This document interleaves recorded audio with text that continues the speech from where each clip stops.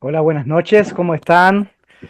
Un abrazo, qué lindo saludarles a cada uno de ustedes en sus diferentes lugares, de donde están, países, ciudades. Me da mucha alegría poder saludarles. Les saludo grandemente, muchas bendiciones, muchas fuerzas para aquellos que están cansados, que ha sido una jornada larga, pesada, pero están aquí con ese anhelo, con esa hambre de aprender más, de poder seguir cultivando el conocimiento, de poder seguir, ¿cierto?, creciendo en, en cultura, pero también en conocimiento para usarlo de diferentes formas, ¿no? Todo lo usamos, el conocimiento de diferentes razones, así que les saludo y muchas gracias por poder estar una clase más en la clase de historia de Israel, que la comenzamos de una forma totalmente distinta, ¿no? Siempre se comienza, algunos, la historia de Israel la comienzan desde la edad de hierro, por ahí por el año 1200 antes de Cristo, otros lo comienzan antes, ¿no? Que aquellos que tienen una mirada un poco más literalista de la Biblia hebrea, entonces la comienzan antes, ahí a finales de la Edad de Bronce, pero yo, siguiendo el método arqueológico, decidí comenzar la historia de Israel y ustedes lo vieron, ¿cierto?, desde la prehistoria. Porque después le va a dar mucho más sentido a lo que se viene. Entonces, por lo mismo, vamos a tener una visión un poquito más amplia de los contenidos. Bien, bienvenidos entonces a la clase de Historia de Israel y hoy vamos a trabajar con el neolítico. El objetivo de esta clase va a ser comprender el desarrollo de las comunidades neolíticas en la región del Levante, particularmente en lo que hoy es Israel, a partir de la transición de sociedades cazadoras-recolectoras a comunidades agrícolas sedentarias, así como su relevancia arqueológica. Entonces, cuando meditamos en el neolítico, ¿qué nos podemos contestar? ¿Qué podemos reflexionar? Bueno, cuando meditamos en el neolítico hablamos de una revolución. El ser humano vivió miles y miles de años de una forma y de algún momento, cierto, de algún proceso, comienza a vivir de otra. Y esa es la revolución. Ya no va detrás de los animales, ya no va detrás de la comida, sino que empieza a controlar las cosas. Ya no vive de como una especie de forastero y de extranjero en la tierra, sino que ahora comienza a ser el amo de casa. El neolítico, por lo tanto, representa un cambio de paradigma de la caza y recolección a la producción de alimentos. Y esta es la última etapa de lo que se conoce como la edad de piedra, que, ¿cierto? Eh, duró un par, ¿cierto?, de millones de años. Es la última etapa, por eso se llama neo en griego nuevo y líticos piedra, ¿no? En griego. Entonces, eh, nosotros debemos de pensar de que aquí hay un cambio de forma de vida. Y esta etapa, por lo menos en el Levante, se sitúa entre el 8500 y el 4300 antes de Cristo y marca el surgimiento de aldeas permanentes, agricultura, domesticación animal y producción cerámica. Y esto es muy importante porque el semestre pasado nosotros vimos, el semestre pasado,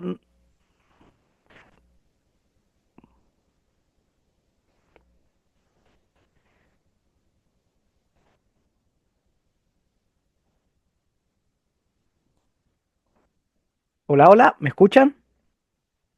¿Se fue el internet? Qué pecado. Sí, ahí lo escuchamos. Ah, ok, qué bueno. Decía que el semestre pasado nosotros estudiamos egiptología con la profesora, ¿cierto? Marcela Zapata. ¿Me escuchan ahora sí? Sí, ahora sí. Ok, Sí, bien. sí. Profe. Ok, bien. Estudiamos egiptología y conocimos, ¿cierto? Todo a la historia de Narmer y la unificación del Egipto Alto y del Egipto Bajo, más o menos por ahí por el año 3400, 3200 antes de Cristo. Y conocimos un poco, ¿cierto?, de Egipto. Con el profesor Pedro Barreiro ustedes están conociendo un poco de los babilonios, de los acadios, pero ¿qué pasó con Israel? ¿Acaso en la tierra del Levante no floreció una cultura? Por supuesto que sí. Obviamente no es para algunos el Israel bíblico, para otros sí es el Israel bíblico. Entonces eso es lo que nosotros vamos a conocer en esta historia de Israel y por eso que era tan importante comenzar desde antes, porque la mayoría de las teorías es cierto que el Israel bíblico es un pueblo extranjero que comienza a a, a construir cultura y a construir, ¿cierto?, una sociedad por ahí por a finales de la Edad de Bronce, pero de otras partes. No obstante, hay otras teorías, y especialmente la de William Dever, que dice que en realidad el Israel de la Biblia hebrea es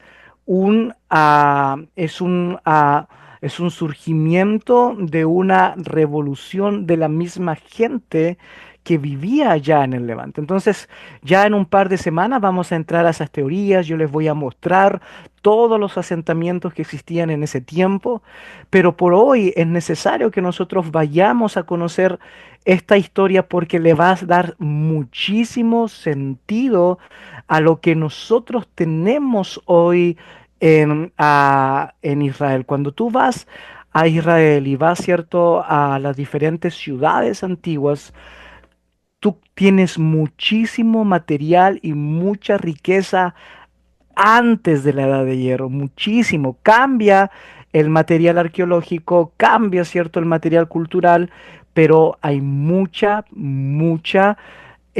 tela que cortar, hay muchísima información y muchísima cultura. Entonces, el neolítico en la tierra de Israel o en el Levante marca este surgimiento de aldeas permanentes.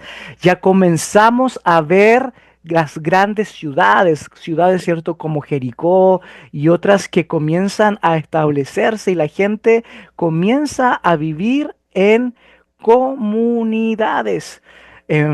Comencé, ¿cierto?, a adueñarse del poder de la agricultura, la domesticación animal y una de las cosas que revolucionó el Tratado de los Alimentos, que fue la cerámica. Entonces, cuando nosotros, por ejemplo, hablamos del neolítico, miren esto, y es muy importante esto, porque siempre se dice, ¿cierto?, de que las civilizaciones comenzaron acá, ¿no? Comenzaron acá por aquí, donde está cierto el río Tigres y Éufrates. Y si ustedes se dan cuenta, por eso esto se llama la media luna fértil, antiguamente se conocía, porque si sigue mi mouse, da como cierto, como una especie de luna, de media luna. Entonces, si ustedes se dan cuenta, lo que se ha excavado, aquí es donde nosotros tenemos asentamientos del Neolítico. Estamos hablando Neolítico 8500 al 4300, es decir, 4000 años, ¿cierto?, de periodo. Pero miren, si ustedes se dan cuenta, las ciudades siguen, ¿cierto?, la línea verde, la línea, ¿cierto?, que es lo fértil, no, obviamente no el desierto. Aquí vemos aquí donde floreció Acadia, después, cierto, tenemos aquí donde floreció Asiria, pero miren acá al levante, donde la tierra de Israel. Tenemos muchísimos asentamientos. Y aquí está Jericó, ¿no? Aquí está Jericó, ahí en el 14. Entonces tenemos muchísimos asentamientos, muchísimas ciudades que después los israelitas ocuparon. Y eso trajo una tremenda influencia religiosa y cultural y que muchas veces es posible ver en el texto de la Biblia hebrea cuando lo estudiamos con mucho cuidado.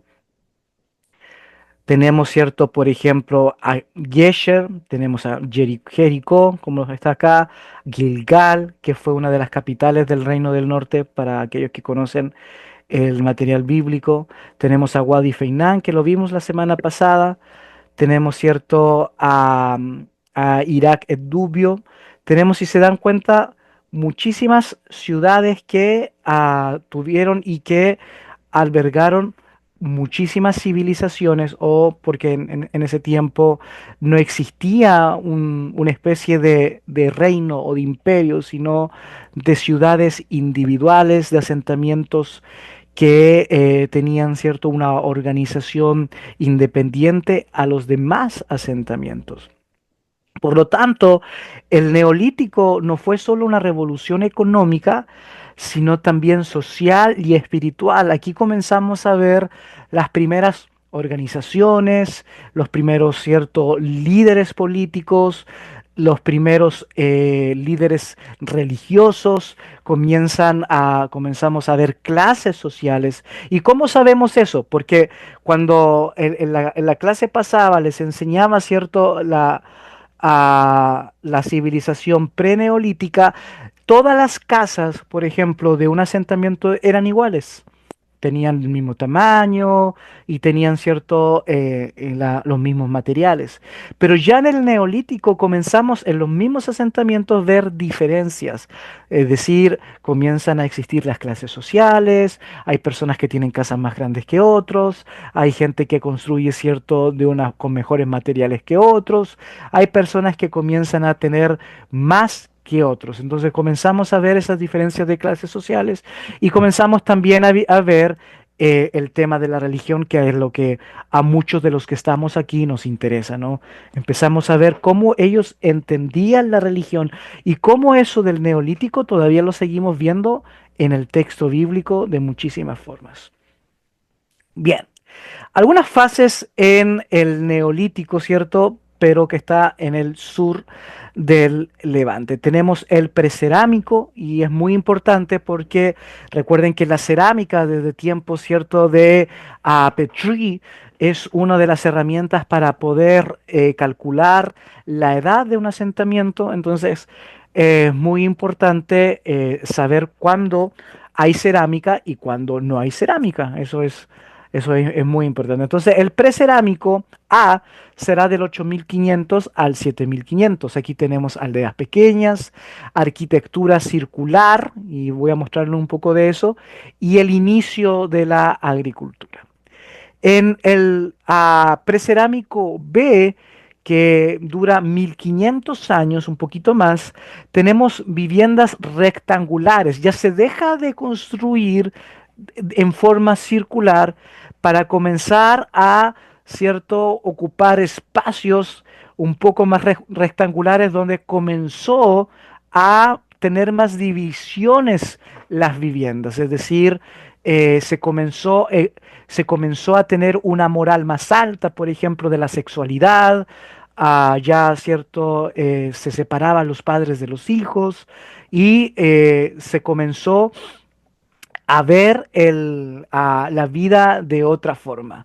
Hay domesticación de ovejas, de cabras y de estructuras comunitarias. Entonces se entendió de que el construir rectangularmente era más fácil para la separación de privacidad, pero también para poder albergar a aquellos animales que ya habían sido domesticados, que se morían en el frío, ¿no? Y que necesitaban el calor de una vivienda.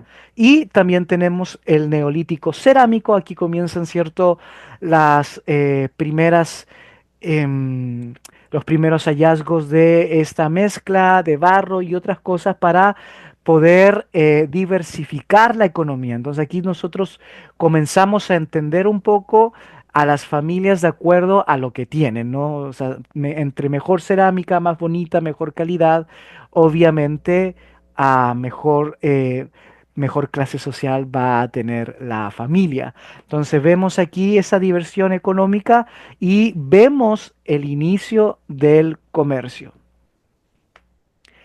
¿Me pegué otra vez? ¿No? Ok. Entonces, cuando nosotros hablamos del Levante, y este es el mejor término, ¿no? Porque no, hablamos de Israel, muchas veces eso ya es tema político, hablamos de Ciro-Palestina, también es político, entonces, ¿qué es mejor hablar del Levante en cuestiones de geografía? Entonces, ese es el Levante para que aquellos que todavía no están familiarizados con el lenguaje técnico, ese es el Levante. ¿Ok? Entonces, vamos a ver algunas características arqueológicas. En la arquitectura, todavía en el Neolítico se sigue usando la piedra para construir casas en formas, como les decía, circulares y después, ¿cierto? Pasó a formas rectangulares. Algunas casas tenían piso de yeso pulido, o sea, comienza a haber un poco más de tecnología.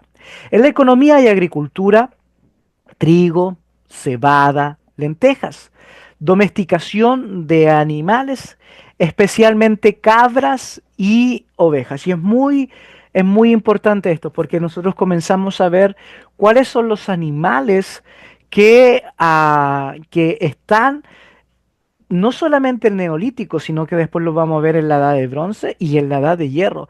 Y vamos a darnos cuenta de que muchas veces los animales que se nombran en el texto bíblico es anacrónico, tiene un aspecto anacrónico porque en el tiempo de que se supone que fueron nombrados, todavía ellos no habían sido domesticados. Entonces es muy interesante y por eso arqueólogos como Filkenstein dice, ¿cierto?, de que la historia de los patriarcas, donde se habla de camellos y todo eso son novelas ficticias porque en ese entonces estamos hablando, ¿cierto?, de a principios del segundo milenio, por ahí por el año 1900, 1800, todavía los cabellos necesitaban 1000 años más para ser domesticados. Entonces, ahí ellos encuentran esos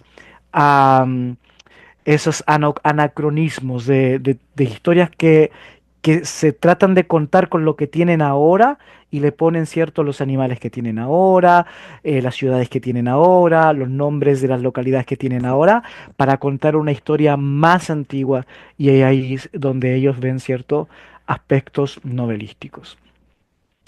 Ah, ya voy a terminar para dar paso a preguntas. Voy a terminar esta parte, ¿ok? Así que vayan anotando sus preguntas. En cuanto a la economía, vemos agricultura. Bueno, sí lo vi. En cuanto a tecnología, vemos herramientas de piedra tallada y tenemos aquí, ¿cierto? La obsidiana, que es una especie de ah,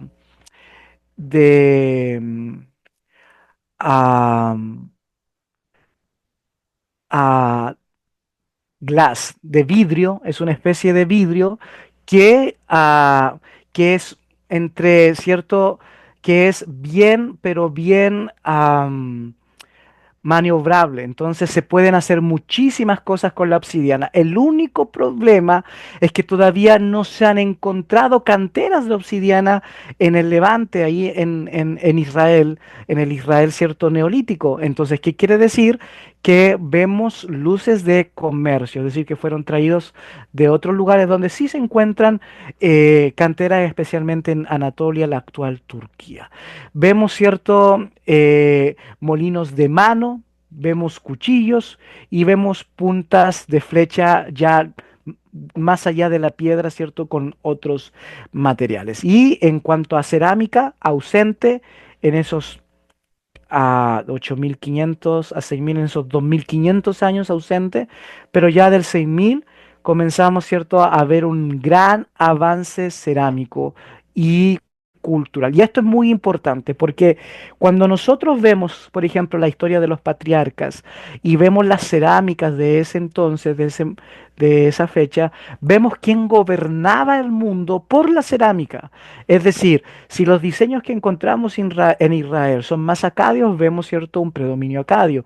Si vemos diseños más egipcios, vemos, ¿cierto?, un dominio. Y esto es muy importante, pues la cultura de las ciudades que después los israelitas ocuparon es afectada y es influenciada, no solamente en el material cultural, lo material cultural, sino que también en la religión, en la sociedad y en cómo ellos entendieron la vida. Entonces, a la casa, disculpe, le puse en inglés, houses, en las casas del neolítico precerámico eran circulares. Miren si se dan cuenta. Este es una excavación neolítica en Israel.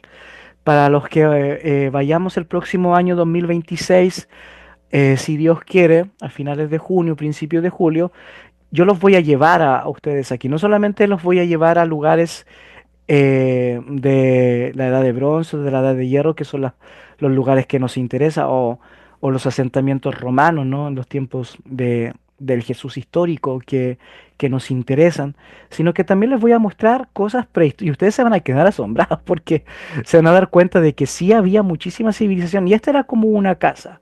Si ustedes se dan cuenta, ya existía un intento de división de cuartos, pero era muy, muy, muy, muy complicado. Era muy difícil. Por eso que después se dejó el tema circular y comenzó, ¿cierto?, por la tecnología y por las construcciones a construir de forma ya rectangular.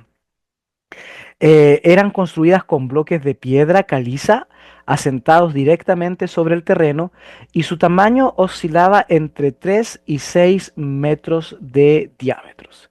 Estas estructuras reflejan una transición desde refugios móviles hacia un modo de vida sedentario, lo que implicaba una nueva relación con el espacio, el entorno y la comunidad. Entonces, cuando nosotros vemos que los patriarcas vivían en tiendas, como dice el texto hebreo, nos damos cuenta de que ellos no tuvieron la capacidad de asentarse, sino que todavía los patriarcas vivían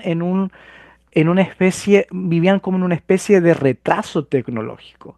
Vivían como beduinos, todavía, ¿cierto? Ya no es que tenían que andar buscando su alimento, pero sí su propio alimento, las cabras, las ovejas, las transportaban, los llevaban de allá para acá para que pudiesen ser alimentados. No obstante, ya eso simbolizaba una especie de retraso porque ya habían asentamientos que no tenían que hacer eso. No tenían que hacer eso. Miren estos animales que se encontraron en Ain Ghazal.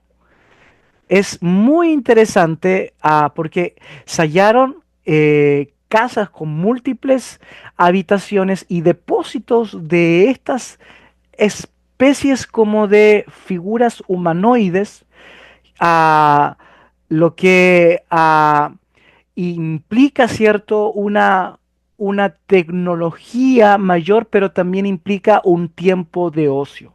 Entonces, aquí no vemos grandes imperios. Recuerden que un imperio es una organización, un gobierno, una estructura que comienza a tener el monopolio de ciudades pequeñas y comienza, ¿cierto?, a invadir otras. Entonces, cuando nosotros vemos figuras tan complicadas para hacer como estas, que tienen, cierto, una tecnología muy, pero muy especial, tú te das cuenta de que hay un tiempo de ocio. Y cuando hay un tiempo de ocio es porque todavía no hay grandes guerras, no hay grandes imperios. Las ciudades florecen, pasan miles de años donde florecen, pero todavía no tenemos cierto grandes imperios como los sumerios ni los acadios que van a llegar un tiempito después, donde ya vemos que en esas ciudades ya no se desarrollan tantas tecnologías porque la gente tenía que estar pensando en dos cosas.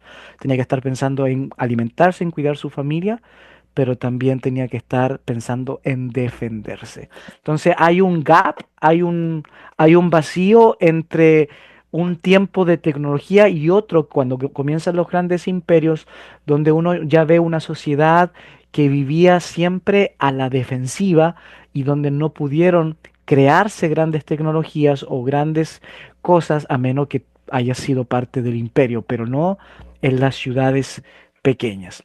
Estas imágenes o estas estatuitas son cierto hechas de piedra, de barro, revestida también con yeso.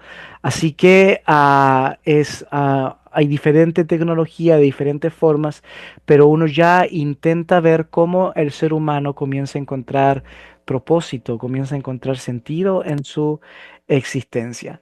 Estas ya son las casas un poco más cuadrangulares, cuadradas, y te comienzas a ver, ¿cierto? Que todavía está el tema de la piedra, pero ya comienzan a juntarse las casas. Es decir, las construcciones empiezan, ¿cierto? Una al lado de la otra. Ya vemos una organización y vemos una estructura, incluso calles, una especie como de calles de orden, donde las ciudades, obviamente muy pequeñas, estamos hablando de ciudades muy pequeñas, de metros de diámetros en algunos casos, ¿cierto? Un poco kilómetros, pero esas son las menos. Por ejemplo, tenemos esta, que si se dan cuenta, siempre tratando de buscar el agua y siempre tratando, ¿cierto?, ah, de poder, ¿cierto?, tener murallas. Por eso las murallas que nosotros vemos en Jericó son tan importantes. Cuando tú ves murallas es porque ya comienzan a tener esa perspectiva, ¿cierto?, de la defensa. Y si se dan cuenta, hay casas más grandes que otras porque comienzan, una recreación de una de las ciudades que se encontró cerca del Jericó. Y si te das cuenta, comenzamos a tener organizaciones sociales, pero también una especie de templo, especie, ¿cierto?, de religión controlada, de religión sistematizada. Aquí está, ¿cierto?, la ciudad donde fueron encontradas estas estatuillas que están en Jordania. Si Dios quiere, ahora voy a ir yo para allá en un mes más, así que les voy a mandar fotitos para que, ah, porque ahí en Jordania está el museo con estas estatuas. Bien, antes de entrar a lo demás, voy a hacer un alto. ¿Preguntas? ¿Comentarios? Sí, Matías, ¿cómo estás? Te saludo.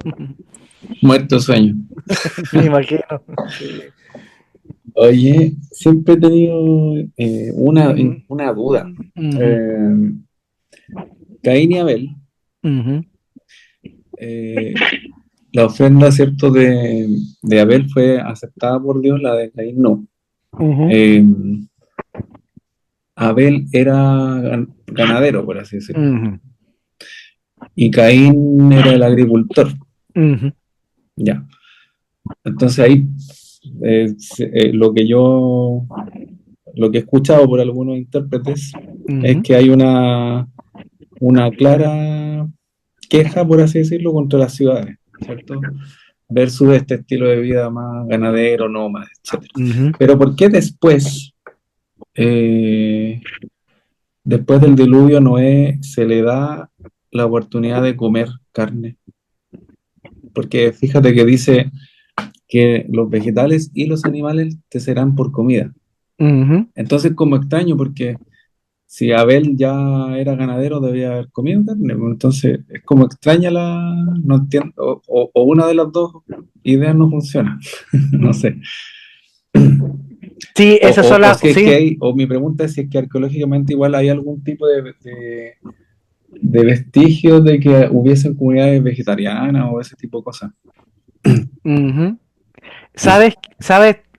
tu pregunta es sumamente interesante porque si tú te das cuenta en esa imagen del jardín del Edén, que yo no me voy a meter en cuanto si es una parábola de la Biblia hebrea, si es un simbolismo, si históricamente es real, eso escójanlo ustedes, ¿ok? Yo no, esto no es una clase de teología. Entonces, y yo quiero ser muy respetuoso con eso, porque he estado en muchas clases donde te parten y te dicen, no, esto es así. No, yo no voy a ser así. Yo voy a ser un profesor que les va a facilitar el conocimiento y ustedes tienen que escoger su camino teológico. Pero sí, ese cuadro nos muestra que es muy importante, nos muestra una sociedad ya, cierto, sedentaria. Nos muestra estas dos caras de los alimentos y, cierto, de la domesticación de animales, cosas que nosotros vemos aquí. Y lo que dice Matías es muy importante porque pareciera ser que el material arqueológico ya nos muestra de que ellos comían carne de hace mucho tiempo atrás. Pero el texto dice que después del diluvio, en alguna tradición dice de que se les permite comer carne. Entonces, es allí donde tú te das cuenta de que los escritores tienen, cierto, una tradición muy, pero muy posterior. Los que escriben el libro de Génesis ya lo escriben con el pacto levítico, con todas las prohibiciones de la comida, con todas las ciertas reglas de dieta que deben de tener. No sé, ellos ya lo escriben y por eso que los que escriben, cierto, el tema del jardín del el Edén, algunos dicen, ahí ven, cierto, los que siguen esta versión de la teoría documentaria, ven, cierto, la tradición sacerdotal, que son los que están encargados de los animales puros, de los animales impuros y todo eso. Entonces ven un conocimiento previo y pareciera decir, ya, ahora sí pueden comer esto, pero ahora sí no pueden comer esto otro. Entonces es allí donde los críticos del texto bíblico como un elemento histórico, dicen, no, no, no, no, los que escriben muy posterior porque tienen toda esa información y tienen ese conocimiento y no son precisos históricamente.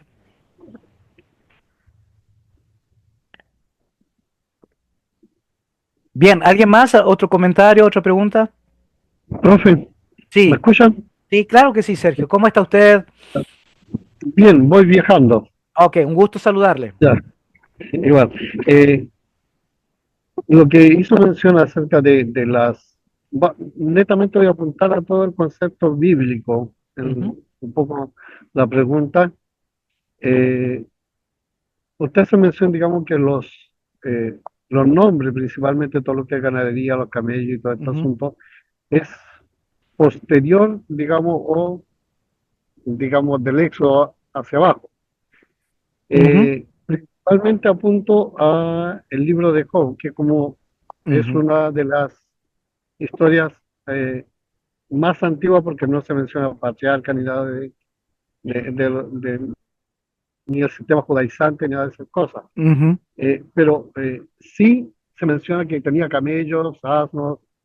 Entonces, Ujú. eso puede ser una prueba de decir de que Job se escribió aproximadamente entre el 600 al 500 por tradición oral. Exacto, esa es muchas gracias, Sergio. Sí, ese es un muy, muy buen argumento, un muy buen elemento. Ujú. Sí. Y aparte que los que conocen hebreo saben, aquí yo sé que hay algunos que conocen hebreo porque fueron mis estudiantes y otros han estudiado en otros lugares, saben que el hebreo de Job es muy posterior, es más evolucionado que el hebreo, por ejemplo, de Jueces, que el hebreo de Éxodo, es más evolucionado. Por lo tanto, aunque la historia es la historia más antigua, porque relata, cierto, a un hombre más o menos en la historia de los patriarcas, el escrito es muy nuevo. Y la prueba más grande es que habla, cierto, de especie de Hashatán, de enemigo, que es un concepto muy, muy posterior en la teología del judaísmo, que es después incluso del cautiverio. Recuerden que Hashatán aparece tres veces, ¿cierto? En el texto hebreo. Aparece, no Génesis, no, no, no. Aparece, ¿cierto?, en Job, aparece en Crónicas y aparece en Zacarías. Y esos tres elementos, el hebreo de esos tres textos es muy posterior. Y la gente me pregunta, pero dice, pero profesor, ¿cómo saben? Es lo mismo, cuando usted abre un libro y comienza a leer, vosotros me seréis testigos. Y en otro libro tú dices, ustedes van a representarme. ¿Cuál es más posterior? ¿Cuál es más nuevo? Obviamente ustedes me van a representar y vosotros me seréis testigos, es cierto, más antiguo, porque así se hablaba el español antes. Bueno, lo mismo pasa con el hebreo. Hay palabras que se usaban, cierto, y que todavía, y que los copistas las siguieron guardándolas, las siguieron usando, que son palabras más antiguas que otras, y hay palabras, cierto, un poco más nuevas. Entonces esos tres textos, y especialmente con el simbolismo de Hashatán, y ahora lo que Sergio añade el tema de los camellos que fueron domesticados posteriormente, es una clara muestra de que, que la historia puede ser. Yo no estoy metiéndome con la historia de cuándo fue y de cómo fue, sino que el escrito fue posterior. ¿Me explico, no? Es el escrito. Yo no estoy diciendo de que, porque algunas personas piensan de que cuando pasa la historia, póngale Hobbes, póngalo en el año 1800 antes de Cristo, fue escrito, cuando pasa la historia fue escrito. No, no. Esto es muy posterior, estamos hablando de 1000 años después. Entonces, y yo no estoy negando que la historia haya sido así, porque como les digo, no me quiero meter con su teología. Yo estoy trabajando desde las ciencias bíblicas. Las ciencias bíblicas es evidente de que los escritos son muy posteriores. Que la historia haya pasado o no, eso es de acuerdo a la teología que usted tenga, a la fe que usted tiene, y eso es muy respetable, es único de cada uno de ustedes. Y si usted me dice, ¿y usted qué cree, profe? Yo sí creo, porque usted sabe, yo soy pastor. Entonces yo sí creo, pero tengo amigos que no creen en eso y que también son pastores y creo en otros. Cada uno cree, entonces por eso no me quiero meter. Pero si usted quería preguntarme, ¿usted qué cree? Yo sí creo que hay un elemento histórico, obviamente fue ah, delineado, ¿cierto?, por la mano de los escritores, fue embellecido, se usaron estructuras muy importantes para entregar una enseñanza teológica, pero yo sí creo en el fenómeno histórico de la Biblia hebrea. Pero si usted no lo cree, es un asunto de usted. Y hay gente que no cree en el asunto histórico y son pastores y son teólogos y oran y ayunan y aman al Señor igual que usted. Porque su fe no está puesta en el asunto histórico, sino está puesta, ¿cierto?, en otras cosas. No es que lo niegue, pero está puesto en algo que va más allá. ¿Quién más? Pablo Mora. Sí, una consulta a pesar Ujú. digamos, de este planteamiento como blanco y negro, por decirlo, Exacto. o irse al extremo, también puede estar la posibilidad, así como hoy día hay actualizaciones en el lenguaje de las nuevas versiones de la Biblia, de que justamente estas historias sean también una actualización del lenguaje o una especie de, de sacar tal vez todo aquello que no sea entendible y actualizarlo para ese tiempo, estos tiempos. Los relatos, a eso me refiero. ¿Mm? Sí, sí. O, o sea, Decimos, sí, o sea, no lo había pensado, sí. Ujú, claro, o sea, no descartar ujú. de plano de que efectivamente son historias escritas tardíamente. También puede estar la posibilidad de que sea una actualización de esas historias que fueron escritas mucho tiempo antes y que ahora simplemente las encontramos con un lenguaje más bien remozado, actualizado. Sí, por eso que en la primera clase yo les dije, ¿se acuerdan que cuando les mostré los autores? Por eso la clase es muy importante. Si no la han visto, véanla. Porque tenemos ciertos expositores que niegan rotundamente lo histórico, como Davis, como cierto Wyndham, como Thompson, y yo les mostré los libros y todo eso, y ellos niegan, obviamente. Pero hay otros, por ejemplo, como Finkelstein y Deaver, que son que están al medio, que son un poco más balanceados, y ellos podrían, cierto, ser interpretados con un poco con la propuesta que usted dice. Muy interesante. Y hay otros, ¿cierto? Como Kaiser, como Hofmeier, como, eh, no sé, Albright, que ellos son literales y ellos, no, no, sí pasó y así pasó y eso fue. Entonces, sí, hay matices, hay matices. Muchas gracias, muy interesante su propuesta. Sí, Rodrigo, adelante. Profesor, usted delante algo mencionó, pero quería consultar en este periodo neolítico el aspecto religioso en el tema, digamos, em, en lo que es la arqueología. ¿Se han encontrado algunos vestigios en el aspecto religioso, digamos, dentro de estas comunidades? Sí, sí, les va a sorprender, les va a sorprender, y esto les va a cambiar la mentalidad de muchas cosas. Me voy a adelantar un poco, pero ustedes sabían de que en este tiempo, en el Levante, la gente enterraba a sus muertos en sus propias casas. Dormían con el muerto bajo la cama. Sí, no hay cementerios. Los muertos se enterraban en las casas.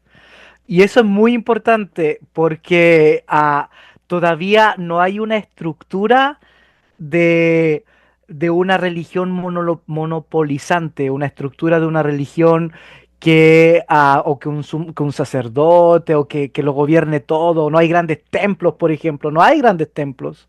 No hay grandes, cierto, ofrendas donde los sacerdotes después comienzan a vivir como reyes, como pasa en Egipto, como pasa en Babilonia. Todavía no. El concepto de religión que ellos tenían era un concepto muy familiar. Por eso les dije que es importante estudiar esto, porque pareciera ser que la Biblia hebrea quiere recuperar eso, donde cada persona es cierto, es sacerdote de su propia familia. Y eso es súper, súper, súper interesante. Aunque cierto, después viene el Deuteronomio y viene cierto ese concepto de se va a adorar en un solo lugar y viene cierto el monopolio de la religión de parte de Jerusalén y todo eso. Pero es muy interesante, ya les voy a mostrar fotos sobre eso, ¿ok? Sí, Cristian. Hola, buenas noches. ¿Cómo está usted? Buenas Con noches. respecto- Bien. Ujú. Eh, Quedé un poquito pensando con lo que decía Matías delante de la primera pregunta. Mm. Y dentro de lo que él compartía, ¿dónde nosotros podríamos, si es que se puede, ubicar la historia de los primeros capítulos del Génesis? En este caso, Caín y Abel. ¿Podemos ubicarla en una época como la que estamos viendo ahora, neolítica, más antigua, posterior? ¿Podemos Es, llegar a publicarlo ahí o no? exacto. Esa es si tú lo interpretas así desde el método arqueológico, es neolítico totalmente. Porque si te das cuenta, después de que Caín sale del Edén, ¿cierto? Sale del Edén, ¿qué es lo primero que hace? ¿Qué es lo primero que hace Caín? Se va a Funda otra una, ciudad. Se funda una ciudad, ¿no? Y ahí la palabra que hace, que en hebreo es cierto que es una especie de asentamiento.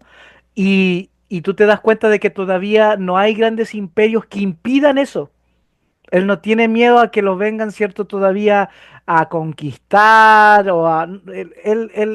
él siente de que tiene que crear una ciudad para poder defenderse, porque si no cualquier persona lo va a matar y todo eso. Pero no tiene que pedir permiso a nadie. Todavía él puede ser rey de su propia ciudad. Entonces, y ese justamente es el tiempo. Después ya en la época de bronce, no, no, no, no, no. Ahí nadie puede construir nada. Todo pasa por los reyes, los faraones, los grandes, cierto, emperadores, entre comillas, los grandes líderes. Ahí nadie puede construir nada porque todo ya está en el monopolio. Pero en el tiempo del neolítico, donde hay domesticación de animales, Abel, donde hay cierto agricultura, Caín, y también la posibilidad de construir ciudades. Entonces es cierto, es el neolítico. Gracias, gracias. Sí, ujú. Sí, Rodrigo, ¿cómo está usted? Buenas noches. Bien, gracias a Dios, bien, bien. ¿Usted cómo ha Ya, estado? bien, una más después de Rodrigo y nos vamos a un recreo para que se vayan a tomar un cafecito, vayan al baño, ¿ok? También me quedo dando vuelta, al igual que el pastor Cristian, la pregunta de Matías, o sea, nos lleva a otras verdades más profundas, Matías, ¿no? Así ¿A es. dónde nos lleva? Es que voy a hacer una pregunta media herética, ya, así es el problema. Pero no se preocupe, aquí nosotros no estamos estudiando teología, entonces Ya, no, ya, no ya, eres, aquí estamos estudiando ciencias bíblicas. La ciencia bíblica aguanta todas las herejías. ya. Conste, todos escucharon. Es que ahí ya es que el texto bíblico, ya ahí me resuena con la lógica, eh, porque recién el pastor está diciendo, cierto que hablábamos de que ya Caín salió de- de- de- del paraíso, cierto, para irse a una ciudad y que no lo mataran en el camino y todo, que Dios lo marcó, cierto. Ujú, Pero viene saliendo de la familia, viene saliendo de hace unos años atrás que Dios creó a Adán y Eva, ujú. y que creó el único hombre, el único la mujer, y al rato después se nos va a una ciudad. O sea, ¿de dónde apareció toda esa gente? Entonces, ahí lucho con mi teología y con el raciocinio, porque algo no me cuadra, ahí, definitivamente. Entonces, Ajá.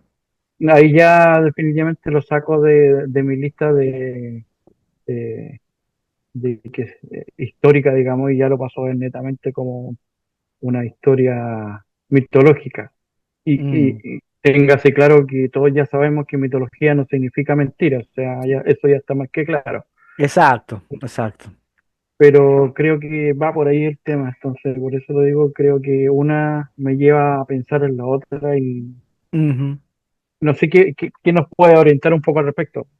Sí, lo mismo que le estaba diciendo, aquí cierto es un cambio de método, porque la ciencia bíblica claramente cierto te va a exponer y va a decir no, es una representación, es una figura y todo eso, pero las ciencias bíblicas nos ayudan a leer mejor el texto bíblico. En ninguna parte del texto hebreo, en ninguna parte del hebreo, se dice, ¿cierto?, que Adán y Eva fueron los primeros en ser creados.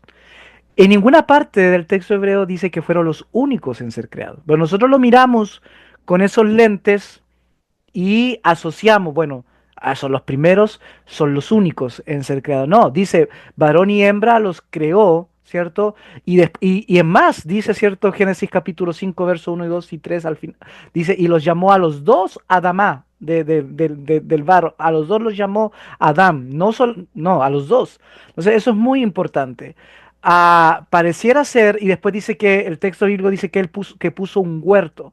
Entonces, pero nosotros en nuestra ya sistematización teológica le ponemos al texto bíblico algo que el texto no dice. No dice que fueron los únicos ni que fueron los primeros. Entonces, desde allí, el lector, ustedes se dan cuenta de que el problema lo tenemos nosotros, porque el lector que lee el libro de Génesis no tiene esa interrogante, no tiene esa pregunta. Ellos no tuvieron crisis de fe cuando el Génesis fue, cierto, escrito. Algunos dicen, cierto, que fue escrito por aquí, por la Edad de Bronce, otros fueron... que fue escrito, ¿cierto?, cuando se construyó el primer templo, otros que fue, ¿cierto?, ya en tiempos de Edras, otros de las monedas, donde quiera ponerlo, pero donde haya sido escrito, ellos no tuvieron ese problema, porque el fenómeno histórico de la exactitud no es algo oriental, no era algo de ellos, es algo de nosotros, es occidental, porque nosotros tenemos cierta esa mentalidad enelística de que tiene que ser 2 más 2 4 y todo es verdad, porque si no lo demás es mentira. Entonces, ese es el problema de nosotros. Entonces, y es allí donde usted tiene que escoger un camino.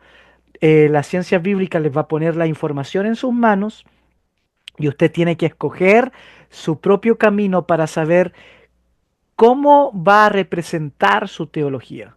Pero como les vuelvo a decir, yo conozco gente que no cree en esto que es algo histórico, pero que ama al Señor, que predica la palabra, que ora, que ayuna, y no, para mí es una parábola, ¿cierto? Veterotestamentaria, para mí es cierto, es una historia pedagógica, un mensaje teológico, lo que sea.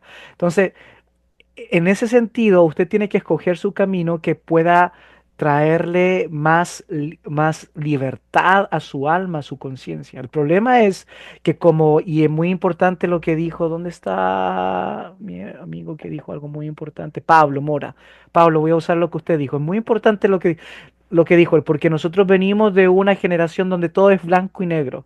Por lo tanto, si esto es blanco y no era negro, Dios no existe, entonces dejo de creer. Porque si no es así, no, entonces, porque se desarma todo. Pero no, para nada. Uno tiene que ir escogiendo su propio camino, un camino que al final le puede dar, que es un camino terapéutico, que le puede ir dando mayor libertad. ¿Ok? Ah, Muchas gracias. sí, de nada. Dos preguntas y nada más del primer bloque. Después el segundo bloque seguimos, ¿ok? Tenemos a Raúl y teníamos a alguien más, pero parece que bajó la mano. ¿Quién era? Ah, era Franklin. Sí, era ¿Ya? yo, profe. O Sí. sea, tenía una pregunta, pero no ¿Sí? sé si ya... No, bueno, valoro, más que una pregunta, quisiera manifestar que valoro Ujú, bastante la forma en que usted expone, ujú, por supuesto, respetando cierto, esas tensiones que se generan ujú, entre la fe, ¿cierto?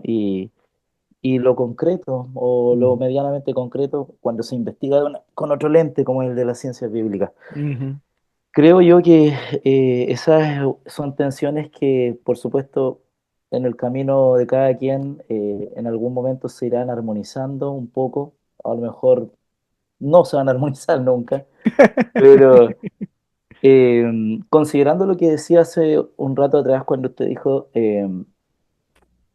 sobre aspectos de la narrativa, ya ujú, de las narrativas bíblicas. Entonces ahí es donde creo yo que es sano intentar poner en balanza aquello que me está diciendo la narrativa, ¿cierto?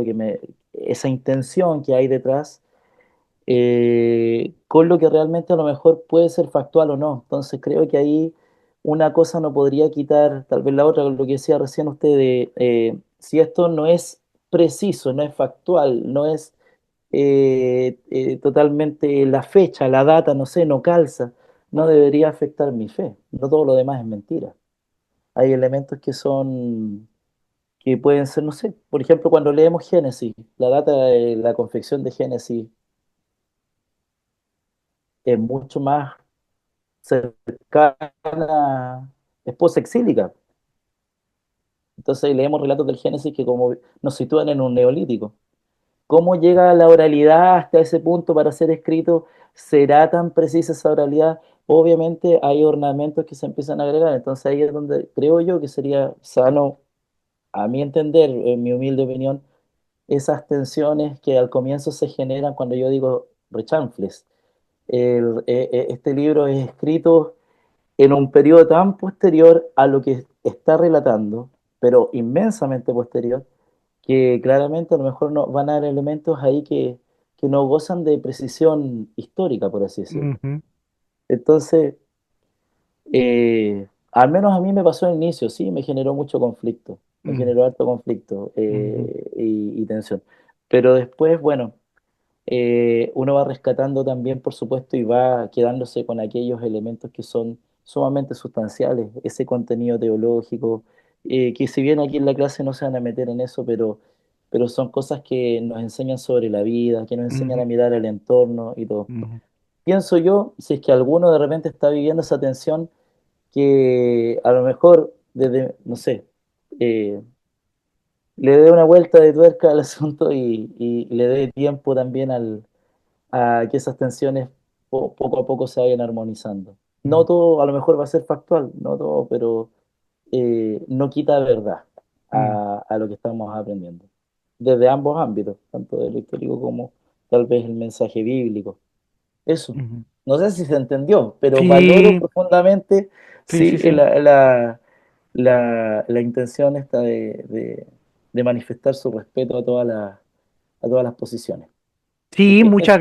gracias, muchas gracias. Es que yo enseño teología también, pues yo enseño en un instituto de teología y he enseñado esta historia de Israel y comenzamos, ¿cierto?, desde los patriarcas, entonces de inmediato.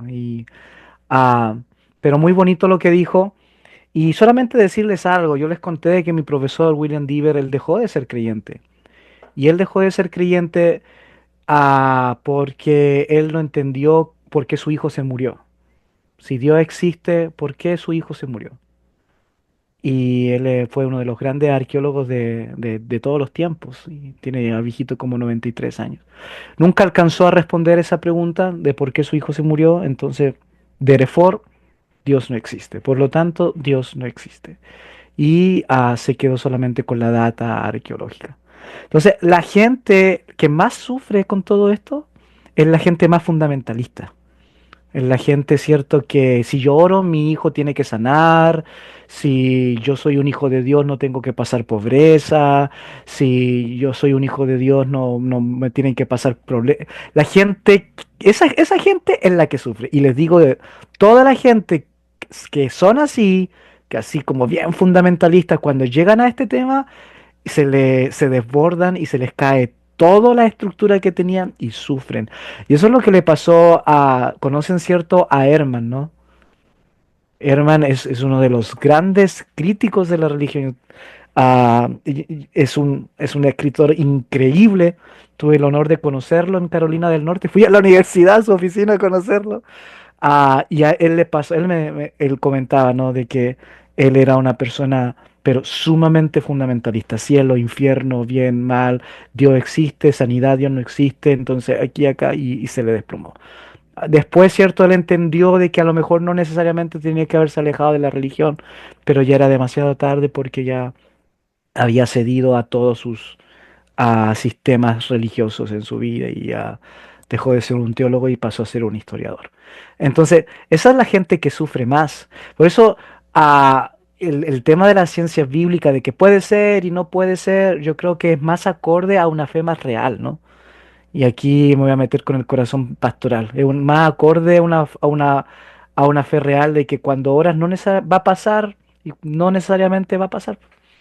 Entonces, pero eso no afecta a mi fe, po, porque se supone que uno que es creyente sabe a quién ha creído, po. Entonces, y es lo mismo con el texto del material histórico, no histórico, cuando fue escrito, no fue escrito. Entonces, pero qué bonito, gracias Franklin. Estaba Raúl y después Matías, y ya nos vamos a recreo. Hola a todos, hola profesor. Hola Bueno, Raúl. quería hacer una pregunta, una comentario o reflexión Sí, que se me ocurre adelante. con todo esto Ujú, que se me ocurre con todo esto que se ha estado comentando, ujú, es que todos estos temas verdaderamente afecta al evangélico, ujú, porque el católico devoto, el católico de verdad, cristiano, uno le dice de que la historia que se escribió acá, se escribió allá, ah, ya, bueno, qué interesante. El católico no va a dejar de creer. No, para ujú, nada.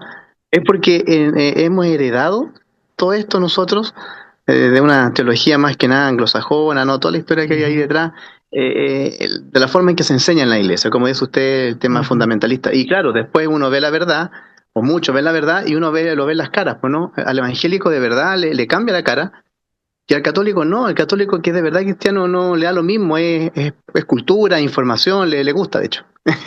Eso. Y luego otra, una pregunta cortita, profe.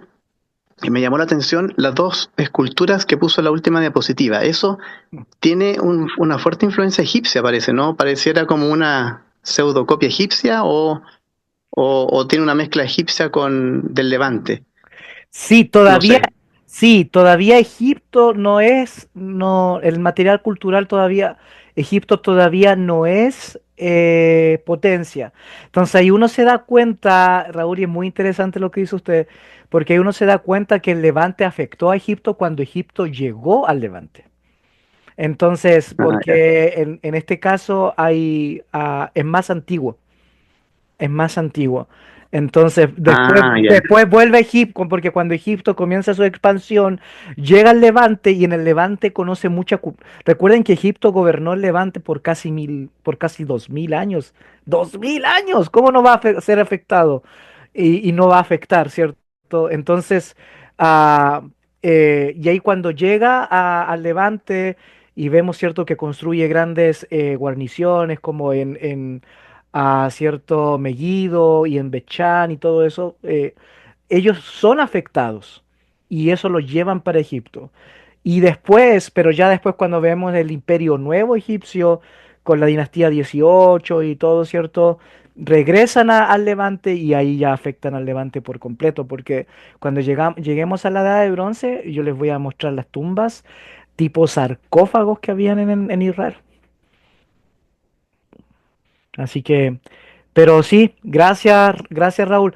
Ah, ah, Sí, me- vale, sí, gracias. me gustó mucho su comentario así a talla, ¿no?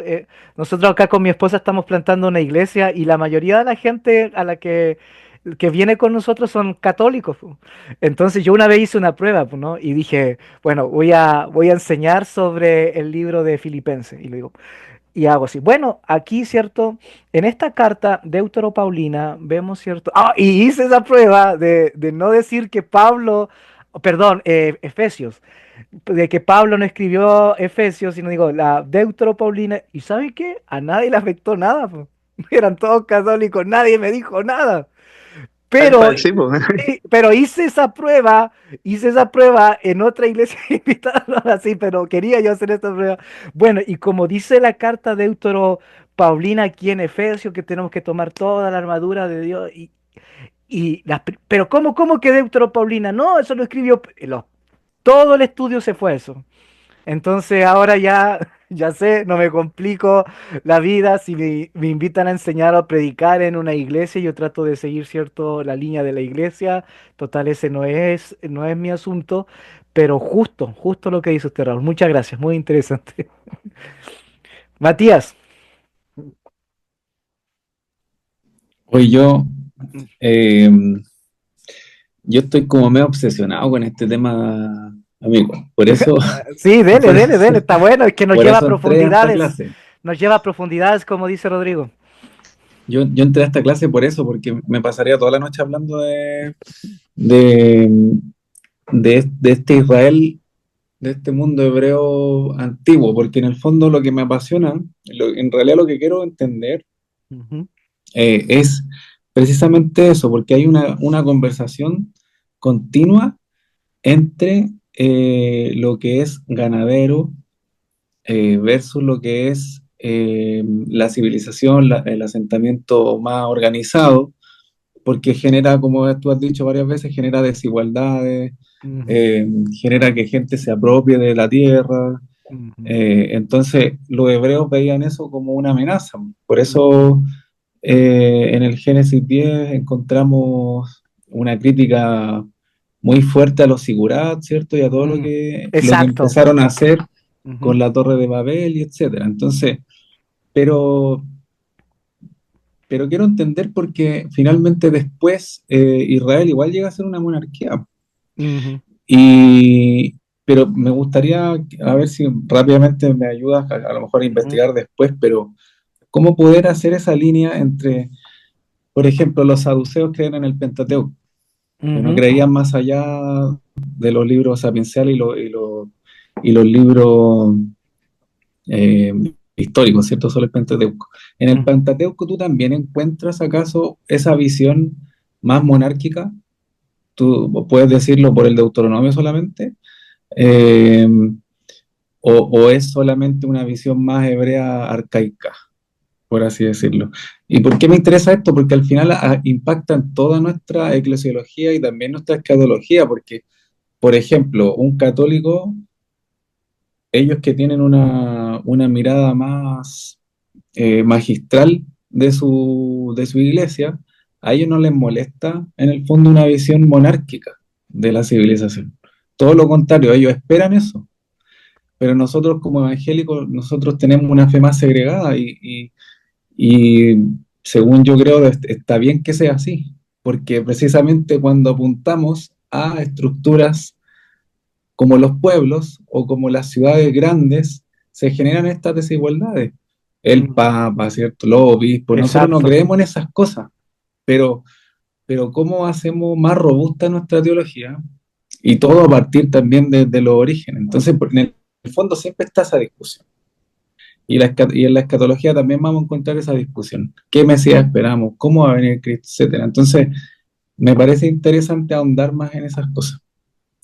Sí, muchas gracias por tu pregunta. No puedo ahondar tanto, pero rápidamente voy a mostrarles algo. ¿Quién me puede leer Génesis 46:34? Génesis 46:34.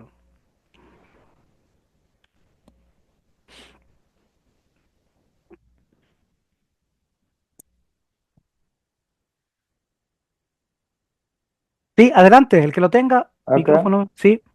46, 44 dijo. 46:34. 34 ya. Dice así.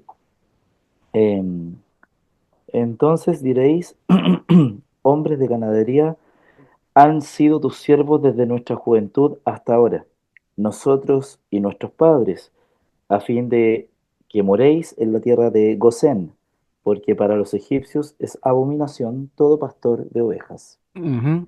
Vi, Interesantísimo. ahí, parece que está ahí. Sí, hasta ahí nomás está bien. Ya. Entonces, lo que yo les quiero hacer notar, que lo que dice Matías es una verdad muy importante, porque el, ah, el tema, cierto, de las injusticias sociales, de los ricos, de los pobres y todo eso mal que trae, cierto, comienza desde las ciudades. Él hace mención a Babel. ¿Y qué pasa? ¿Por qué el Dios de Israel se enoja con Babel? ¿Por qué? Por la desigualdad, ¿no? Porque en la construcción de Babel comienzan, ¿cierto?, a verse los inicios de la esclavitud, comienza, ¿cierto?, a verse los inicios, ¿cierto?, de la subyugación al más débil. Ahí no tenían, ustedes no iban a ver a Nimrod construyendo, no, él tenía siervos, él tenía esclavos, él tenía, ¿cierto?, tenía, ¿cierto?, una subyugado a alguien que construía. Dios se enoja y aquí podría leer a Javier Picasa, él tiene un texto muy lindo, profundo sobre esto, pero eso lo seguimos viendo también en los grandes imperios. Y aquí también la Biblia hebrea registra algo muy importante de que los egipcios odian a los pastores, no tanto, ¿cierto?, a los ganados, a las vacas y todo eso, porque eso se podía mantener todavía en las ciudades, pero odian a la gente, ¿cierto?, que se desplaza, porque de alguna u otra, por dos razones. Una, porque eso, ¿cierto?, eh, eso rompe la que era, ¿cierto?, la, la línea de estabilidad, de balance. Para los egipcios, el faraón estaba sobre todo, después, ¿cierto?, los sacerdotes, después los príncipes, y tenían que tener en esa pirámide social esclavos, tenían que tener, ¿cierto?, pobres, tenían que tener gente a las cuales subyugar. Entonces, pero en cambio, los pastores que viven afuera, que se desplaza, rompen ese equilibrio de la mat, rompan la estructura jerárquica y hay una estructura más horizontal. Obviamente también todos conocen la historia de los Ixos, que fueron, ¿cierto?, el pueblo pastor que llegó, ¿cierto?, a Egipto y que lo gobierna en dos dinastías antes de que llegue el Imperio Nuevo. Entonces, por esas dos razones. Entonces, continuamente nosotros estamos viendo esa fricción en el texto. Y por eso de que Martin Nod, en su libro, ¿cierto?, Historias del Deuteronomio, él escribe y saca esta gran teoría de la historia deuteronomista, ¿no? De este círculo de escritores que en el cautiverio se juntan para poder contar toda la historia de Israel a la luz del Deuteronomio. Y ahí cuentan la historia de Josué, de jueces, de Samuel y de reyes. Y esta historia deuteronomista es cierto la que busca la centralización de Jerusalén, la centralización del templo, el monopolio de todo. Porque si tú vas a excavar allá, y a los que vamos a Israel les voy a ir a mostrar también, había más templos. Sí, ese es el tema. Si en Jerusalén no era el único templo que había, pero habían más templos, pero ese monopolio se ve en ese tiempo de Josías. Y por eso arqueólogos como Filkenstein van a decir, bueno, todo esto nace en el tiempo, ¿cierto?, de Josías, porque Josías quería buscar una historia común para apropiarse de todas las ciudades que habían sido desbaratadas, arruinadas y abandonadas por el rey de Asiria que destruyó Samaria en el 722. Entonces Josías construye todo este como propaganda histórica de historia unificada, de Salomón, de David, para poder, ¿cierto?, hacerse con todo el territorio del Levante. Entonces ahí uno puede tener sentido. Pero este diálogo del monopolio es un diálogo que nosotros vemos en la historia deuteronomista, de la centralización, de las ciudades. Si te das cuenta, David tenía que tener una ciudad amurallada, una ciudad grande para poder, ¿cierto?, controlar a todo Israel, y toma Jerusalén y toma este poder de nuevo, y se le ve ahora construyendo su palacio. Después Salomón se le ve, ¿cierto?, construyendo el templo, que teológicamente es bonito porque se le está dando la gloria a Dios, pero históricamente es cierto un tema de control, de que aquí vengan a traer su platita y déjenla aquí en Jerusalén porque aquí la vamos a cuidar. Entonces, eso se ve, pero se ve en la historia deuteronomística, del libro de Deuteronomio al libro de Reyes. Pero en el Pentateuco nosotros vemos esa aflicción y vemos, ¿cierto? Y ahí tú te das cuenta, pues, de que esos libros son escritos posteriores donde ya no existe rey. Porque recuerden que después del cautiverio ya no hay rey. Está, cierto, una sociedad un poco más horizontal, una sociedad, una estructura un poco más que busca un poco más la igualdad. Todo lo que vemos del rey, eso lo vemos en el Israel de la Edad de Hierro, del 1200 al año 587 a.C. O, s- o sea, perdón, Sí, los saduceos entonces eran más monárquicos. Eh, pero los fariseos, ¿cómo se tragaron Deuteronomio entonces? ¿Cómo lo digirieron? Porque finalmente terminaron ellos con la bandera de los judíos. sí, es que los fariseos se lo tragaron por el tema del Shema, por el tema, cierto, de la teología, que la de un solo Dios, por el tema, cierto, de que esto lo pasarás de generación en generación. Es por el aspecto más teológico que todo. Ujú, porque los fariseos sí se movían, se desplazaban y todo eso. Así que, pero fue por la teología ya vista muy potente que hay, cierto, en el Deuteronomio. Oigan, no alcanzamos porque no Mm. quiero tenerlo hasta aquí hasta las 12, no alcanzamos el recreo, pero espero que hayan los Es que mi hayan culpa. culpa de todos. ¿Seguimos o no? Para que terminemos a las 12. ¿Sí? Ok. Si alguien se siente cansado y quiere buscar un cafecito, apague su cámara, no hay ningún problema, va a buscar un café, la clase va a quedar grabada, va al baño, pero yo voy a seguir para no tenerlos hasta tan tarde. ¿Les parece? Ok.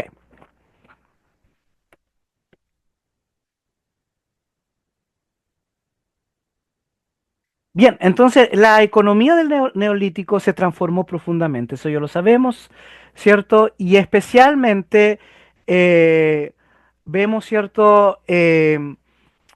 Una estructura de cómo cultivar la tierra.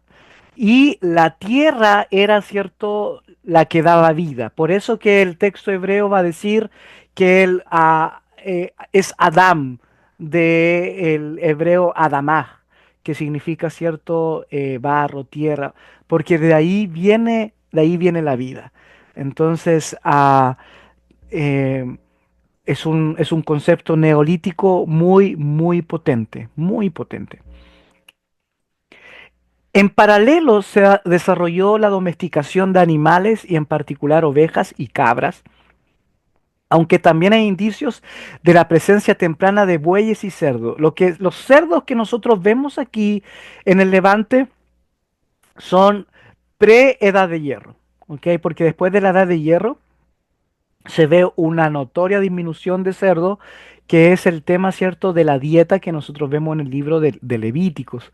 Entonces, eso es interesante porque comienzas a ver una identidad distinta en el Levante y en Israel. Entonces algo pasa, algo pasó en el 1200 antes de Cristo, donde se comienza a ver un nuevo estilo de casas, se comienza a ver un nuevo estilo, cierto, de cerámica, se comienza a ver un nuevo tipo de comida, de entierro a los muertos. Entonces sí es verdad, hay una revolución. Entonces, y eso es lo que dispara el tema del éxodo, porque para muchos el éxodo no fue histórico, y cuando lleguemos ahí vamos a tratar este tema con mayor cierto detalle, pero ahí tú te ves que claramente hay una revolución en el Levante, especialmente por la forma de vida. Que haya sido un éxodo desde Egipto, que haya sido una revolución desde el sur, que haya sido, cierto, una revolución interna, como lo plantea Diver, bueno, eso ya queda para cada uno en las diferentes teorías del éxodo que existen. Pero de que hubo una revolución, y especialmente por la data de los huesos de animales que se encuentran, sí hubo una revolución. En la tecnología vemos, cierto, un refinamiento funcional y estético. Las cosas comienzan a ser más bonitas. Las comunidades elaboran herramientas, principalmente de sílex y obsidiana, que les dije que era este material, especie como de vidrio, pero que fue traído desde Turquía, de actual Turquía, Anatolia en la antigüedad, mediante técnicas de percusión y presión, produciendo hojas cortantes muy eficiente. Entonces aquí vemos, cierto, los primeros instrumentos y todo eso. Entonces claramente a, al neolítico. Ahora bien, el texto del Génesis, después cuando comience a hablar de los metales de Tubal Caín, y de que fue el que amaestró los metales, ahí ya vamos a pasar a la edad de bronce, a la edad de los metales, ¿no? Entonces ahí te das cuenta de que sí hay un concepto histórico. Obviamente no hay una historiografía a lo carbono 14, pero sí vemos, ¿cierto? La fortaleza de las historias, ¿no? De cómo tenían una precisión o una iluminación histórica muy, pero muy importante. Las herramientas, bueno, antes de todo, ¿qué creen que es esto? ¿Algo para hacer fuego? Sí, bien, Franklin, era el primer encendedor de la humanidad.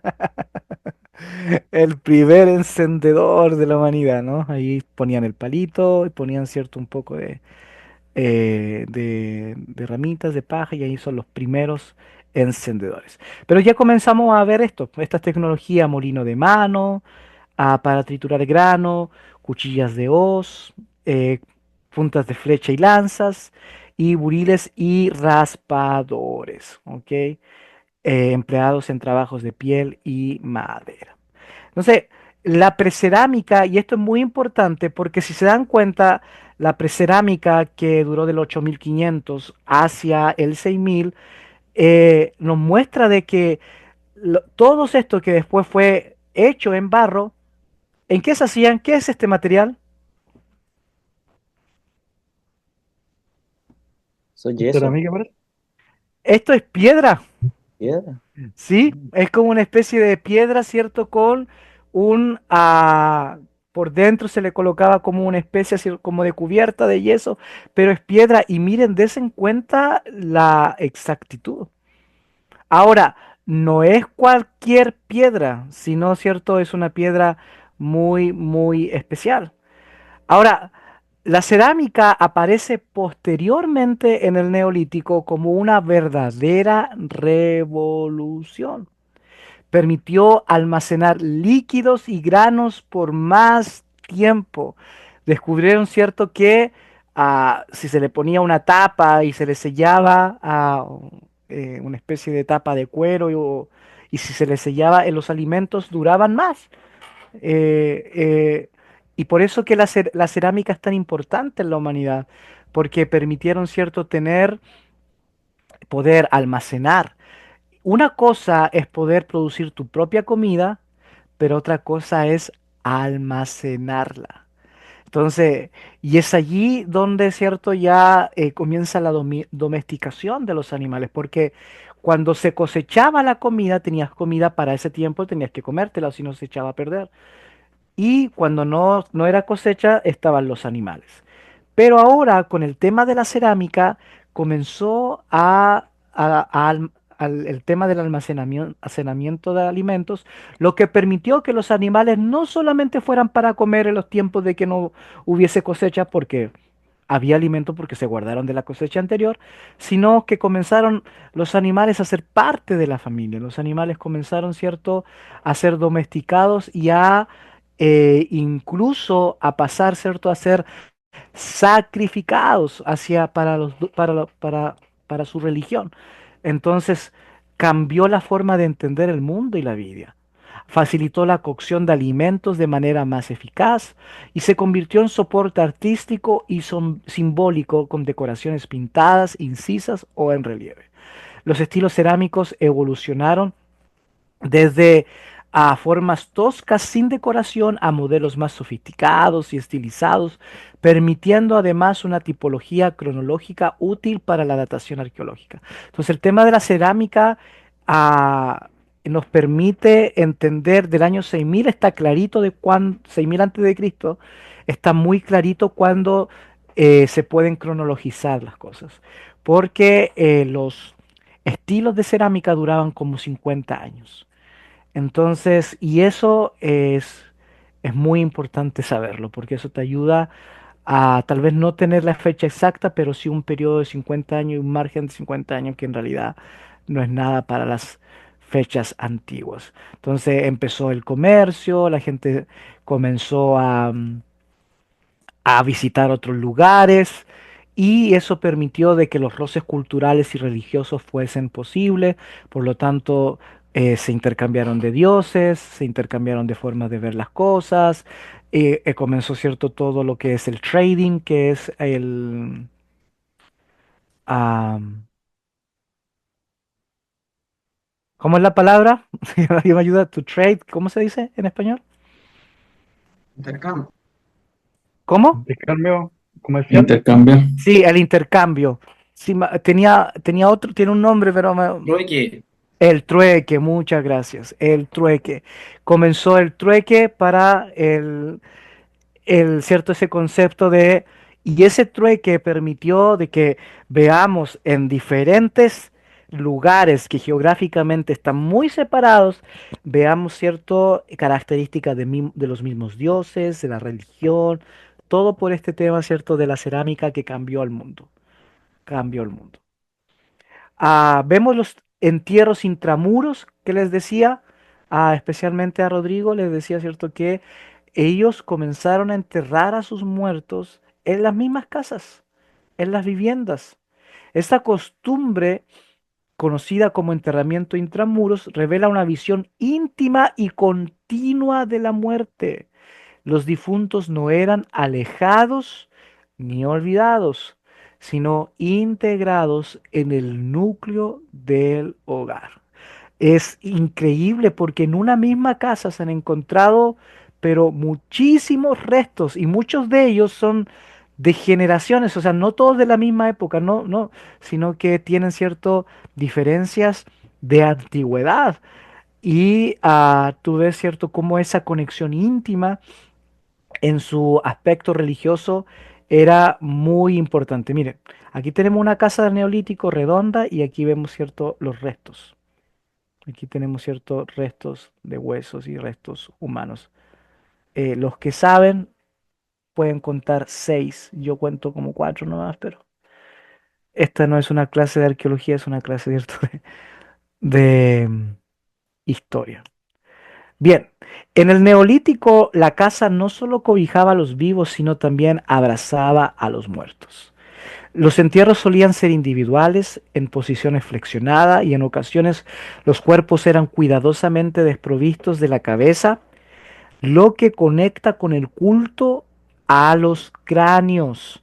Algunos cuerpos también muestran ofrendas funerarias como herramientas o alimento, señalando una creencia en algún tipo de vida post-mortem o continuación espiritual. Entonces, cuando los cuerpos comienzan a tener pertenencias, herramientas, tal vez cierto, un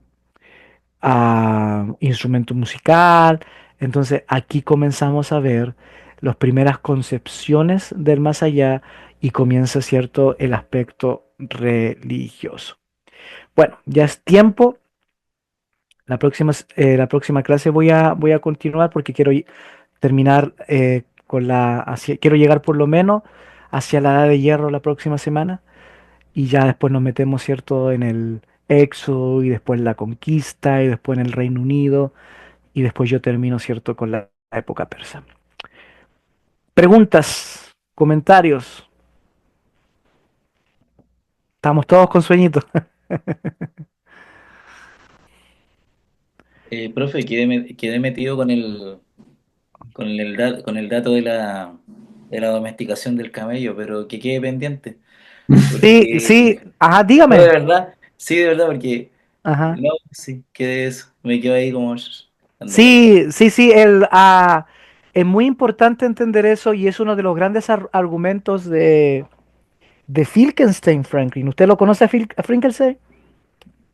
Sí, he escuchado hablar de él y he escuchado Ya. algunas de sus ponencias, pero más allá no, tampoco. Sí, él tiene un libro que revolucionó la forma de entender la historia de Israel, se llama, ¿cierto?, La Biblia desenterrada. Y él habla, ¿cierto?, de que toda la historia de Israel se creó en el gobierno de Josías. ¿Se acuerda? En el año 621-22, cuando comienza la revolución deuteronomística, mandan a reparar el templo, se encuentra un rollo, los estudiosos piensan que es el Deuteronomio.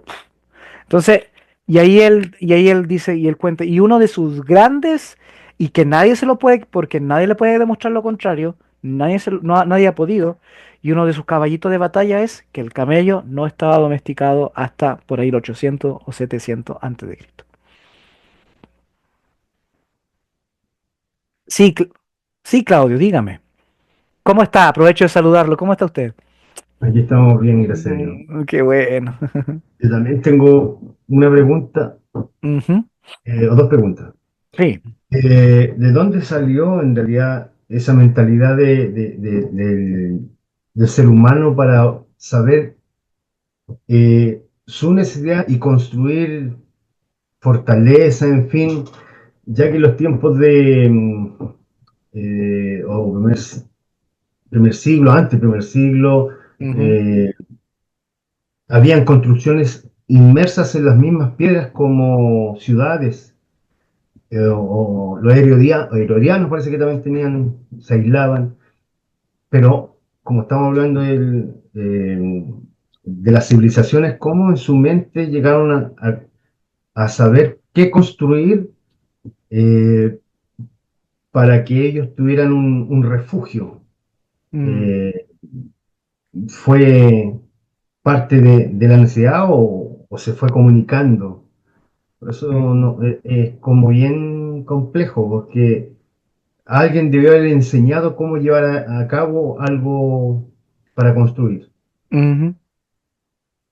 Sí, sí, claro. Uno puede tomarlo, si lo tomas desde la fe, Dios le enseñó. Si lo tomas, cierto, desde el tema científico, evolutivo, el ser humano fue creciendo, fue evolucionando, fue entendiendo, cierto, a lo que necesitaba. Entonces, ahora, para no, como y me gustó mucho, cierto, lo que dijo Pablo Mora, para no ir blanco y negro, Dios permitió de que el hombre entendiera, no sé, entonces, o se desarrollara. Pero lo que sí sabemos arqueológicamente de que el ser humano vivió en las cavernas, eso lo sabemos, ¿cierto? Porque encontramos huesos, encontramos pinturas, y las cavernas les servía, ¿cierto?, para refugiarse del clima y para refugiarse, ¿cierto?, de los animales salvajes. El problema es, y ahí está, porque en las cavernas que se encuentran mucha gente que murió ahí y cuando se le hace, ¿cierto?, los análisis a los huesos, murieron. ¿Cómo murieron? Murieron, ¿cierto?, porque murieron de hambre. ¿Se dan cuenta? Murieron de hambre. Entonces, y al morir de hambre, las cavernas no eran el mejor lugar para que el ser humano pudiese vivir. Se encerraban, se protegían de una cosa, pero quedaban sin alimento. Al final, comenzaron, ¿cierto?, a seguir a los alimentos.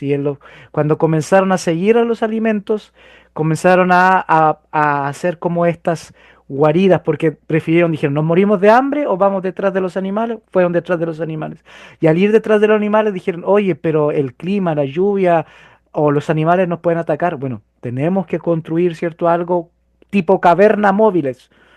Cavernas móviles que nos puedan guardar un poco del clima y de los animales y al final, pero después cuando ya dejaron de seguir a los animales y empezaron, ¿cierto?, a poder cosechar sus propios alimentos, todavía el tema de la caverna, ya no una caverna móvil, sino una casa, ¿no? Una casa, una guarida donde esa caverna pudiese protegerme de los animales pero también del clima y también de otras personas que nos quieran invadir, por eso empezaron a vivir en comunidad. Entonces uno ve una evolución a través del rastro arqueológico que han dejado los seres humanos.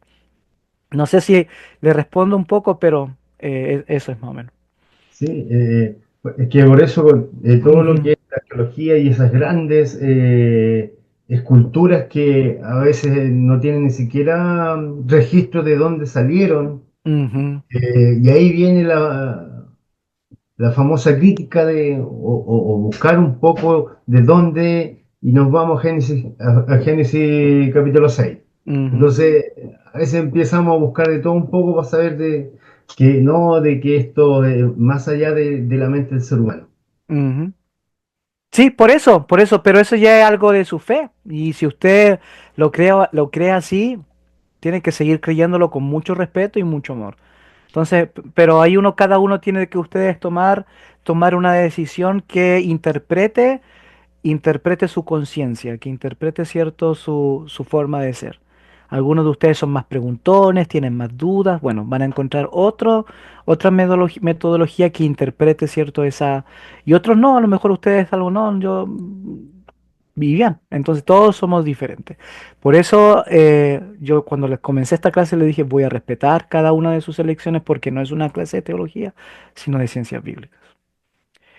Bien, buenas noches. Espero que descansen, espero que haya sido una buena clase, que haya sido un buen tiempo. Vamos a seguir en 2 semanas más. Ánimo, fuerza. Les tengo una buena noticia. Encontré el libro del curso en PDF. Se los voy a mandar. Por fin lo encontré y ahí sale todo lo que yo les estoy hablando. ¿Ok? Así que para que lo puedan tener y lo puedan leer. Bueno, ¿me dejan hacer una oración para terminar?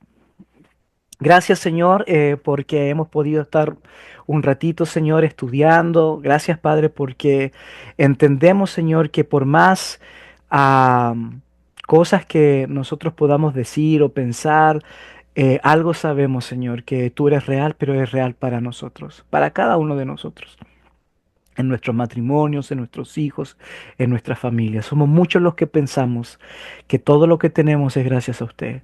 Somos muchos los que creemos, Señor, que todo, Señor, cuanto ha llegado a nuestra vida ha sido una bendición por parte de usted. Y por eso te bendecimos. Ayúdanos, Señor, a poder reflexionar y cuando no podamos responder y no sepamos cómo, Señor, abordar un asunto, simplemente ayúdanos, Señor, a descansar en de que tú eres real, real para mí. Y así lo has sido, Señor. Te bendigo, te doy las gracias, Señor, por estos preciosos hombres y mujeres que tienen esa hambre de estudiar, Señor, tu palabra y ahora estudiarlo desde un método distinto para también saber responderle a tanta gente atea, agnóstica, personas, Señor, que tal vez no van a una iglesia y que tienen preguntas y que muchas veces, Señor, la religión establecida o nosotros mismos como pastores no tenemos, Señor, cómo responderles. Pero, Señor, que esto nos dé herramientas para poder, Señor, tener, Señor, el mayor anhelo, Señor, e ir al campo misionero más olvidado y muchas veces más alejado que es el campo misionero de la academia, donde, Señor, hay tantos que algún día creyeron en ti y que hoy, Señor, no creen en nada y que no van a la iglesia y que, Señor, simplemente se olvidaron de todo. porque muchas veces la iglesia y la religión le cerró las puertas y no supo cómo contestarle, y ni siquiera eso, no supo acompañarles en sus dudas.